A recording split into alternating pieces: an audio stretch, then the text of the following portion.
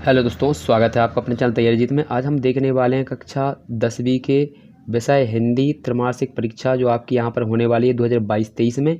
उसका हम real paper देखने वाले हैं यहाँ पर 100%। तो पेपर को एंड तक देखिएगा। यह पेपर जो आपको है तो स्कूल से यहाँ पर मिला हुआ है। अलग अलग ज़िले में अलग अलग पेपर यहाँ पर वितरित किया गया है सरकार द्वारा। इसका समय अवधि 2.5 से 3 घंटे हो सकता है यहाँ पर। और यहाँ पर आपका जो पूर्णांक है वो 75 नंबर का रहने वाला है 100%। तो वीडियो को एंड तक देखते रहिएगा। यदि आपको कोई डाउट है तो कमेंट में जाकर कमेंट कर दीजिएगा। और चैनल पर पहली बार आए तो चैनल को सब्सक्राइब कर लीजिएगा। तो आइए वीडियो को शुरू करते हैं अपना टाइम खराब किए। यहाँ पर जो हमारा पेपर दिया गया है इसका पूर्णांक आपको यहाँ पर पहले ही बता दिया गया है कि 75 नंबर का दिया गया है। 3 घंटे का समय अवधि दिया गया है और ये हमारा हिंदी का पेपर है। तो यहाँ पर देख लीजिए पहला क्वेश्चन क्या दिया गया है, इसको अच्छे से आप नोट डाउन करते चलिएगा। तो पहला हमारा दिया है रिक्त स्थानों की पूर्ति कीजिए। तो पहला क्वेश्चन दिया है मूर्ति नहीं बदल सकती लेकिन चश्मा तो बदल ही सकती है। तो इसका हमारा ऑप्शन दिया गया है चेहरा, कपड़े, कंगन। तो इसका हमारा सही आंसर हो जाएगा कपड़े, यानी मूर्ति कपड़े नहीं बदल सकती। इसके बाद रसोई को वे कहते हैं। तो रसोई को क्या कहा जाता है? रोटियां या फिर भाटियरन खाना या फिर सब्जी। तो इसका हो जाएगा सही यहाँ का ये दूसरा वाला, यानी भटियार खाना। तो पहले का हमारा था कपड़े, दूसरे का है भटियार खाना। इसके बाद तीसरा क्वेश्चन देख लेते हैं क्या दिया गया है। तो तीसरे क्वेश्चन को अच्छे से देखते चलिए। तो यहाँ पर दिया गया तीसरा क्वेश्चन हमारा, इसको भी देख लेते हैं। सभ्यता और संस्कृति को के लिए है। तो किसके लिए है? मानव हित के अहित के लिए है, मानव हित के लिए या दानव हित के लिए है। तो इसका सही हो जाएगा हमारा मानव हित के लिए संस्कृति एवं समाज होता है या सभ्यता भी होती है। इसके बाद हमारा दिया कन्यादान कविता के रचनाकार कौन है। तो ध्यान रखेंगे जो यहाँ पर कन्यादान कविता के रचनाकार हैं तो वो आपके यहाँ पर ऑप्शन दिए गए ऋतुराज, देव और यहाँ पर घनानंद। तो इसका हमारा सही आंसर हो जाएगा ऋतुराज। लेकिन इसके यहाँ ध्यान रखिए यदि आप ये कविता नहीं लगाते हैं तो फिर इसके लेखक आपके चेंज हो जाएंगे, ठीक है। तो रामवृक्ष बेनीपुरी यहाँ पर इनका आंसर हो जाएगा या फिर ठाकुरदास या फिर कोई सिंह अलग से आएंगे, ठीक है। तो इसका ध्यान रखेंगे ये आपकी कन्यादान कविता जरूर लिखना है आपको। कन्यादान कविता की जो रचयिता है वो आपके कौन है? ऋतुराज हो जाएंगे, ध्यान रखेंगे। इसके बाद अगला क्वेश्चन दिया गया हमारा गीत का किस प्रकार का छंद है। ऑप्शन दिया है मात्रिक, वार्णिक या इनमें से कोई नहीं। तो यह आपका गीत का और हरिगीत का कैसे छंद है? आपके मात्रिक छंद हो जाएंगे। तो आशा है कि आपने अच्छे से इनको नोट डाउन कर लिया होगा। इसके बाद अगला क्वेश्चन देख लेते हैं हम। तो अगला क्वेश्चन हमारे यहाँ पर दिया गया है, इनको देखते चलिए क्या दिया है। लेखिका मनु भंडारी के 3 भाई बहन थे। तो ये सत्य असत्य छांटना है हमें। तो बिल्कुल असत्य बात है। मनु जो भंडारी थी उसके 4 भाई बहन थे, तो इसमें 3 कहा गया है इसलिए ये गलत हो जाएगा। इसके बाद बाल गोविंद भक्त के पिताजी बड़े संत थे। तो बिल्कुल यहाँ पर सही हो जाएगा क्योंकि वो भी यहाँ पर जो इनके जो हैं बाल गोविंद भक्त, तो ये भी भक्त थे और उनके जो पिताजी हैं तो वो भी भक्त थे। तो यहाँ पर ये सही हो जाएगा हमारा, यानी सेकंड वाला क्या है सही आंसर। इसके बाद विभव आश्रय की चेष्टाओं को कहा जाता है। तो यह सत्य हो जाएगा आपका अनुभव कहा जाता है। तो इसका हो जाएगा हमारे तीसरे वाले का गलत। रोला एक वर्णिक छंद होता है। तो बिल्कुल नहीं होता है, ये एक मात्रक छंद होता है। रोला और सोठा दोनों एक दूसरे के अपोजिट होते हैं। इसके बाद अगला क्वेश्चन देखते हैं। तो यहाँ पर ये 4 क्वेश्चन आपने देख लिए हैं। 5वां देखते हैं। तुलसीदास जी की पत्नी का नाम क्या था। तो यहाँ ध्यान रखेंगे तुलसीदास जी की पत्नी का नाम यहाँ पर कहा गया है गीतावली था। तो बिल्कुल नहीं था, उनकी पत्नी का नाम था यहाँ पर तुलसी लिखा है तो बस इसी से मिलता जुलता था हुलसी। क्या था? हुलसी। याद रख लीजिएगा तुलसी और हुलसी।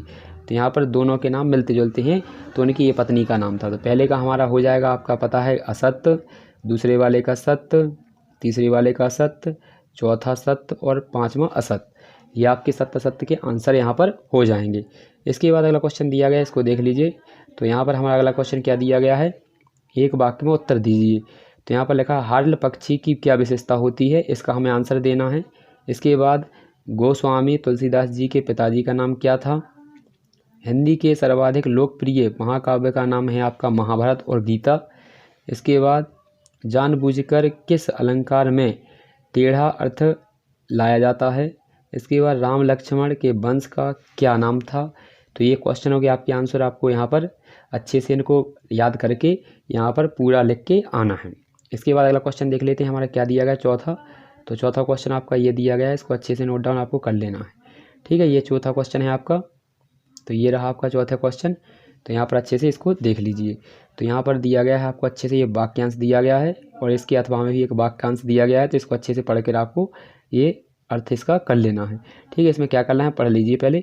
इसमें दिया है निम्नलिखित में से गद्यांश का यहाँ पर जो संदर्भ प्रसंग यहाँ पर व्याख्या लिखनी है। इसके बाद हमारा अगला क्वेश्चन क्या दिया गया इसको देख लीजिए। तो अगला क्वेश्चन आपका दिया है निम्नलिखित में से किसी पद्यांश के संदर्भ की व्याख्या यहाँ पर आपको करनी है 2 में से 1 की। अगला क्वेश्चन दिया गया इसको देख लेते हैं।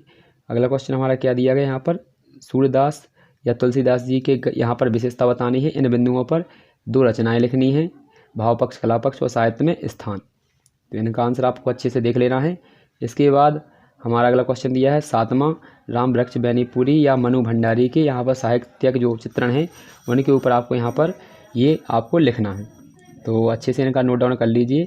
यहाँ पर ये परिचय है आपका, जीवन परिचय, और यहाँ पर ऊपर का आपका कवि परिचय हो जाएगा, अच्छे से लिखना है। ठीक है, तो ये दोनों के ऊपर है तुलसीदास और सूरदास जी, और नीचे है राम वृक्ष बैनीपुरी और मनु भंडारी। इसके बाद अगला क्वेश्चन देख लेते हैं। ये हमारा क्वेश्चन नंबर 7वां था। इसके बाद क्वेश्चन नंबर 8वां देख लीजिए, ये रहा आपका। तो इसमें क्या क्या पूछा है, तो आपको यहाँ पर क्वेश्चन नंबर 8 में दिया गया है विभक्तस्य रस की परिभाषा उदाहरण सहित, ध्यान रखेंगे। और इसके बाद दिया है अथवा में वक्रोक्ति अलंकार की परिभाषा दीजिए, उत्तर यहाँ पर उदाहरण सहित लिखनी है। तो ये आपका वार्षिक में भी पूछा जाता है, यही आपका इसी प्रकार से। तो यहाँ पर अगला दिया है कृष्ण के प्रति अपने यहाँ पर अग्नि जो प्रेम की जो यहाँ पर थी आपकी प्रेम भावना गोपियों ने किस प्रकार अभिव्यक्त की है, किया है। तो इसके बाद अगला इसका अथवा दिया है हमारा, गोपियों के अनुसार राजा का धर्म क्या होना चाहिए। राजा का धर्म होना चाहिए कि वो अपनी प्रजा की यहाँ पर सभी जो ज़रूरतें हैं उनका यहाँ पर ध्यान रखे। इसके बाद हमारा 10वां क्वेश्चन दिया है परशुराम के क्रोध करने पर लक्ष्मण ने धनुष के टूट जाने के लिए कौन कौन से तर्क दिए। इसके बाद साहस और शक्ति के साथ विनम्रता हो तो बेहतर है, इस कथन का अपने विचार लिखना है यहाँ पर। क्वेश्चन नंबर 11वां, इसको भी देख लीजिए। तो क्या है, सेनानी ना होते हुए भी चश्मे वाले को लोग कैप्टन क्यों कहते थे। इसके भक्त ने अपने बेटे की मृत्यु पर अपनी भावनाएं किस तरह से व्यक्त की, ये क्वेश्चन दिया गया हमारा। इसके बाद आप 12वां क्वेश्चन देख लीजिए, लेखक को नवाब शाह के किन हाव भावों को से महसूस हुआ कि वे उनसे बातचीत करने के लिए यहाँ पर तनिक भी उत्सुक नहीं है, यानी बिल्कुल भी यहाँ पर उनकी इच्छा नहीं बात करने की। अपने विचार से भोलानाथ अपने साथियों को देखकर यहाँ पर सिसकना क्यों भूल गया था। इसके बाद अगला दिया गया है क्वेश्चन नंबर हमारा 13 है, समास की परिभाषा देते हुए यहाँ पर समास की परिभाषा देनी है, उदाहरण सहित हमें आपको लिख के दिखाना है। इसके बाद यहाँ पर दिया गया है संधि विच्छेद करना है और इनके संधियों के नाम भी लिखना है। कौन कौन सी दी गई है, अत्यंत, नरेश, परामर्श और निस्सार। ठीक है, निसार हो जाएगा। इसके बाद अगला क्वेश्चन दिया गया है यहाँ पर अपठित गद्यांश दिया गया है, इसके आपको यहाँ पर क्वेश्चन छांटकर यहाँ पर लिखने हैं, यानी अपठित गद्यांश के क्वेश्चन आपको यहाँ पर लिखना है। कौन कौन से क्वेश्चन दिए गए हैं, 1 2 3 4 क्वेश्चनों के आंसर आपको यहाँ पर देने हैं, ये आपके हो जाएंगे, यानी 5 नंबर मिल जाएंगे। 4 क्वेश्चन है तो क्या हुआ इसका। इसके बाद हमारा अगला क्वेश्चन दिया गया है निबंध। तो निबंध लेखन आपका आता है 7 नंबर का यहाँ पर, तो ये 7 नंबर का हो जाएगा। तो क्या दिया है, विज्ञान के चमत्कार और कोरोना वायरस के ऊपर ये आपका निबंध दिया गया है। इसके बाद अगला क्वेश्चन देख लेते हैं। अगला क्वेश्चन हमारा क्या दिया गया है, तो अगला क्वेश्चन आपका यहाँ पर निबंध और किस पर है, तो यहाँ पर भारतीय समाज के ऊपर है, नारी की, और इसके बाद आतंकवाद पर, ये 4 हो जाएंगे। इसके बाद हमारा 16वां क्वेश्चन हो जाएगा, 3 नंबर का आता है ये हमेशा, ये विषय के ऊपर आपको विस्तृत रूपरेखा लिखनी होती है, 3 नंबर का आता है। तो रूपरेखा किस पर है, कंप्यूटर, पर्यावरण प्रदूषण या वृक्षारोपण पर। रूपरेखा क्या होती है, कुछ नहीं होता है, केवल उस निबंध की आपको जो हेडिंग होती हैं वही लिखना होता है। जैसे प्रस्तावना होती है उसका उपयोग, वो लास्ट में उपसंहार, तो 3-4 आपको जो उसकी हेडिंग्स होती हैं उनके नाम लिख दीजिए अच्छे से, तो बस वही आपकी रूपरेखा हो जाती है। इसके बाद आपको यहाँ पर एक एप्लीकेशन लिखनी है। एप्लीकेशन किसकी है, तो यहाँ पर देख लीजिए 17वें क्वेश्चन में, अपने विद्यालय के प्राचार्य महोदय को शुल्क मुक्ति हेतु एक आवेदन पत्र लिखना है। प्रथम श्रेणी में उत्तीर्ण हुए अपने मित्र को बधाई पत्र यहाँ पर लिखने के लिए आपको एक एप्लीकेशन दी गई है। आशा करते हैं कि आपने पूरा यहाँ पर पेपर देखा होगा एंड तक, तो आपको पेपर अच्छा लगा होगा। यदि अच्छा लगता है तो वीडियो को लाइक कर दीजिएगा, साथ ही साथ चैनल को सब्सक्राइब कर लीजिए, जिससे कि आगे के जो वीडियो हैं आपको पहले मिल सकें। तो मिलते हैं अगले वीडियो में, तब तक के लिए जय हिंद, जय भारत।